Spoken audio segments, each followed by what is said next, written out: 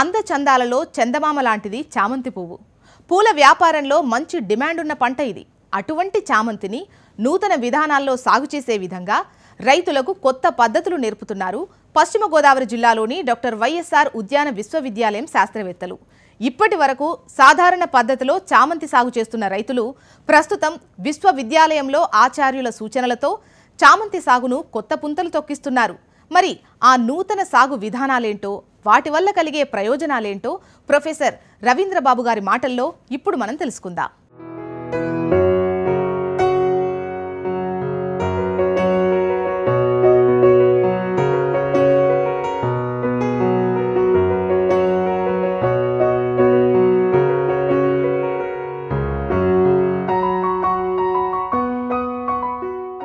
ఉభయ తెలుగు రాష్ట్రాల్లోని రైతులు పాలీహౌస్ పద్ధతిలో కొన్ని రకాల పంటలు మాత్రమే పండించగలరు.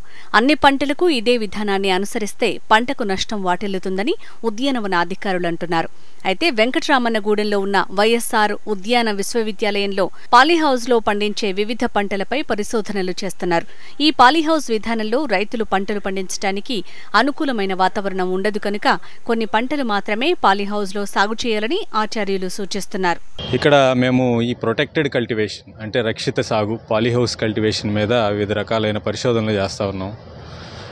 మీ అందరికీ తెలుసు, మన రాష్ట్రంలో చాలామంది రైతులు ఈ రక్షిత సాగు పద్ధతులు అంటే పాలీహౌసెస్లో కానివ్వండి, లేదంటే షేడ్ నెట్ల కింద కానివ్వండి, వివిధ రకాలైన పంటలను సాగు చూపడానికి చాలా ఆసక్తి కనబరుస్తున్నారు. సాధారణంగా రైతులు ఏమనుకుంటారంటే పాలీహౌస్ కల్టివేషన్ అనగానే పాలీహౌస్ లోపల ఏ రకమైన పంటనైనా సాగు చేసుకోవచ్చు, లోపల ఉండేటువంటి వాతావరణ పరిస్థితులను మనకు కావాల్సిన విధంగా మనకు అనుకూలంగా మలుచుకోవచ్చు అనుకుంటారు. కానీ అది కొంతవరకు మాత్రమే నిజం. ఎందుకంటే మనం వాడేటువంటి పాలీహౌస్ టెక్నాలజీ ఇది న్యాచురల్లీ వెంటిలేటెడ్ పాలీహౌసెస్ అంటాం. ఇది ఎటువంటి కరెంటు అవసరం లేకుండా సాధారణంగా ఉండేటువంటి గాలిని లేదంటే గాలిలో ఉండేటువంటి తేమని, లోపలికి వచ్చేటువంటి వేడిని, ఉష్ణోగ్రతలని, ఎండని వీటిని ఆపుకుంటూ లోపల ఉండేటువంటి ఉష్ణోగ్రతలను నియంత్రించుకునే పద్ధతిలో మనం ఈ వివిధ పంటలను సాగు చేస్తాం. కాబట్టి దాంట్లో పూర్తి వాతావరణ నియంత్రణ సాధ్యం కాదు. కాబట్టి ఏ పంటలు ఎన్నుకోవాలనేది పూర్తి అవగాహన కలిగి ఉండాలి.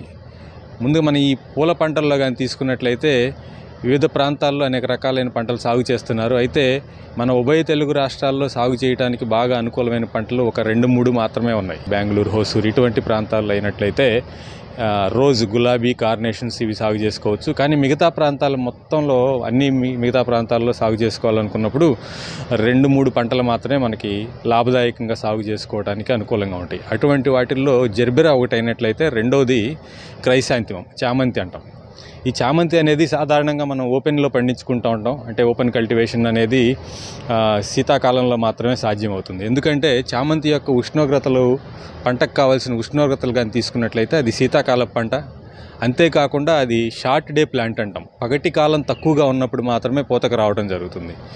మనం ఉష్ణోగ్రతలు తక్కువగా ఉండాలి, అదేవిధంగా పగటి కాలం తక్కువగా ఉన్నప్పుడు మాత్రమే ఫ్లవరింగ్ సిగ్నల్స్ రావటం, ఆ వచ్చిన మొగ్గలు పువ్వుల కింద విచ్చుకోవడం జరుగుతుంది. ఇటువంటి వాతావరణ పరిస్థితులు లేకపోయినట్లయితే మాత్రం మనం ఈ పాలీహౌస్లు ఓపెన్ కల్టివేషన్లో చామంతిని సాగు చేసుకోవడం సాధ్యం కాదు. అయితే ఈ పాలీహౌస్ కల్టివేషన్లో కానీ చామంతులు మనం చేపట్టినట్లయితే మనం వాతావరణం అంటే ఈ వెలుతురుని కానివ్వండి, లేదంటే ఉష్ణోగ్రతలను కానీ కొంతవరకు నియంత్రించుకోవడానికి అవకాశం ఉంటుంది. కాబట్టి ఆఫ్ సీజన్ కల్టివేషన్ సాధారణంగా నవంబర్, డిసెంబర్ నుంచి ఫిబ్రవరి నెల వరకు చామంతులు మనకు అందుబాటులో ఉంటాయి.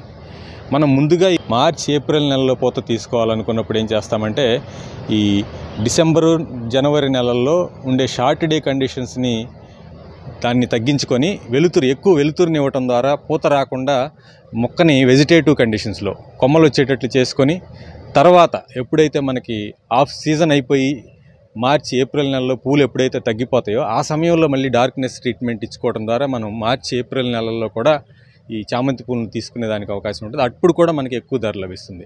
ఇటువంటిదన్నీ ఓపెన్ కండిషన్స్లో సాధ్యం కాదు. మనకి పాలీహౌస్ కండిషన్లో అయినట్లయితే, పాలీహౌస్లు కానీ షేడ్ నెట్లు కానీ తీసుకున్నట్లయితే వాటిల్లో మనం ఈ విధంగా సాగు చేసుకోవడానికి, ఈ విధంగా ఆఫ్ సీజన్ ఫ్లవరింగ్ తీసుకోవడానికి బాగా అనుకూలంగా ఉంటుంది. మంచి రేటు పొందేదానికి అవకాశం ఉంటుంది. వాతావరణంలో ఉన్న గాలి, తేమ, ఉష్ణోగ్రతలపై పంటల సాగు ఆధారపడి ఉంటుంది. పాలీహౌస్లో అలాంటి పూర్తి వాతావరణం ఉండదు గనుక ఏ పంటలు పండుతాయో రైతులు అవగాహన కలిగి ఉండాలి.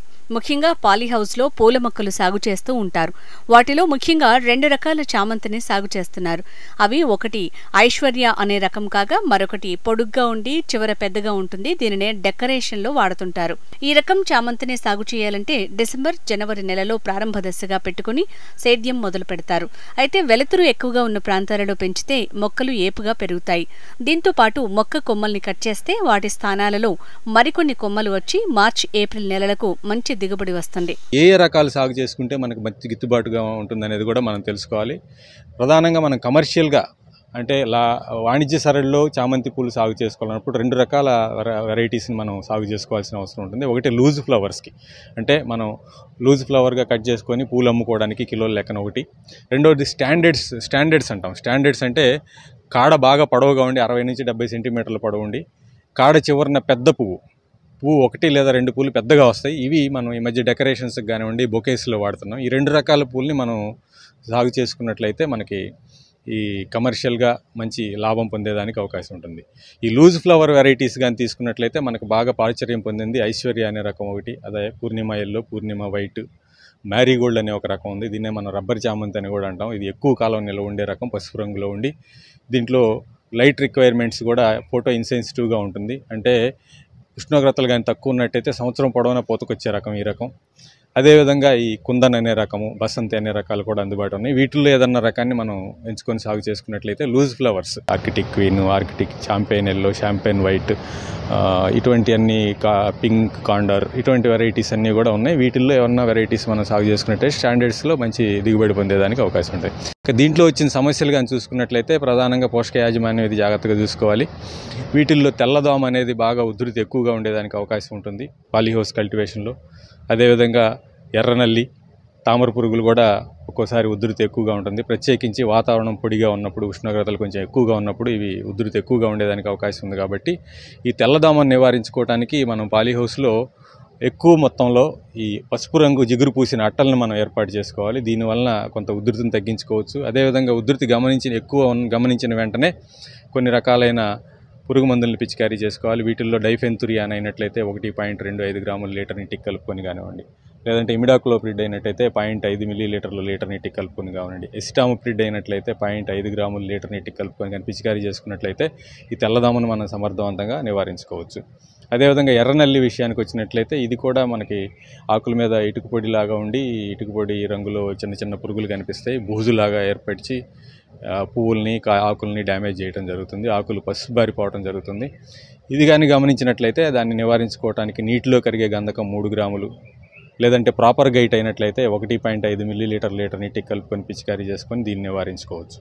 అలాగే తామర పురుగులను కూడా మనం నివారించుకోవడానికి థయోమిథాగ్జామ్ 0.5 గ్రాములు, లేదంటే ఎసిటామోప్రిడ్ 0.5 గ్రాములు లీటర్ నీటికి కలుపుకొని పిచికారీ చేసుకొని, లేదంటే ఫిప్రోనిల్ 2 మిల్లీలీటర్లు లీటర్ నీటికి కలుపుకొని ఈ తామర పురుగులను కూడా మనం సమర్థవంతంగా నివారించుకోవచ్చు. చామంతిలో Purnima white flower, Aishwarya flower, marigold flower, Purnima yellow flower రకాలను రబ్బర్ చామంతి అని అంటారు. ఇవి ఎక్కువగా నిల్వ ఉండే రకాలు. ఇవి ఉష్ణోగ్రత తక్కువగా ఉన్న సమయంలో సంవత్సరం పాటు పూస్తూనే ఉంటాయి. చామంతి సాగులో నష్టం కలిగించే కీటకాలు, పురుగులు నివారించడానికి రైతులు అనేక సస్యరక్షణ పద్ధతులు ఉపయోగిస్తున్నారు. చామంతి సాగులో వైఎస్ఆర్ ఉద్యానవన విశ్వవిద్యాలయం సూచనలు, సలహాలు పాటిస్తే రైతులు అధిక లాభాలు పొందొచ్చు అని యూనివర్సిటీ ఆచార్యులు అంటున్నారు. పూత మొగ్గలు వచ్చిన తర్వాత కూడా పువ్వు యూనిఫామ్గా, అంటే వంకర టింకర్గా కాకుండా కరెక్ట్ షేప్ అవుట్ కాకుండా ఓపెన్ అవ్వాలి, విచ్చుకోవాలి అనుకుంటే పగటి ఉష్ణోగ్రతలు 28 నుంచి 32 డిగ్రీల మధ్య, అదే రాత్రి ఉష్ణోగ్రతలు అనేవి 15 నుంచి 21 డిగ్రీల మధ్య ఉన్నప్పుడు మాత్రమే ఈ పూత మొగ్గ అనేది విచ్చుకోవటం జరుగుతుంది.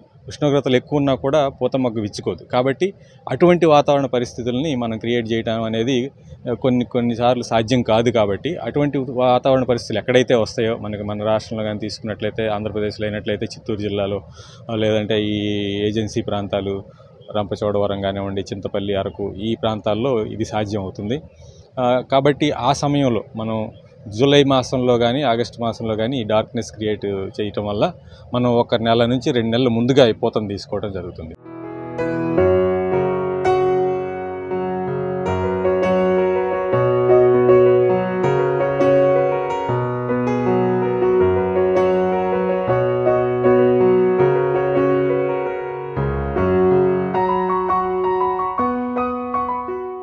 మరి ఈ రోజు ప్రసారమైన కార్యక్రమంతో పాటు సాగుదారులకు ఉపయోగపడే సేద్య సమాచారం, అభ్యుదయ రైతుల అనుభవాల కోసం హెచ్ఎం టీవీ అగ్రి యూట్యూబ్ ఛానల్ని సబ్స్క్రైబ్ చేసుకోండి. ఇది ఇవాల్టి నేలతల్లి కార్యక్రమం. నమస్తే.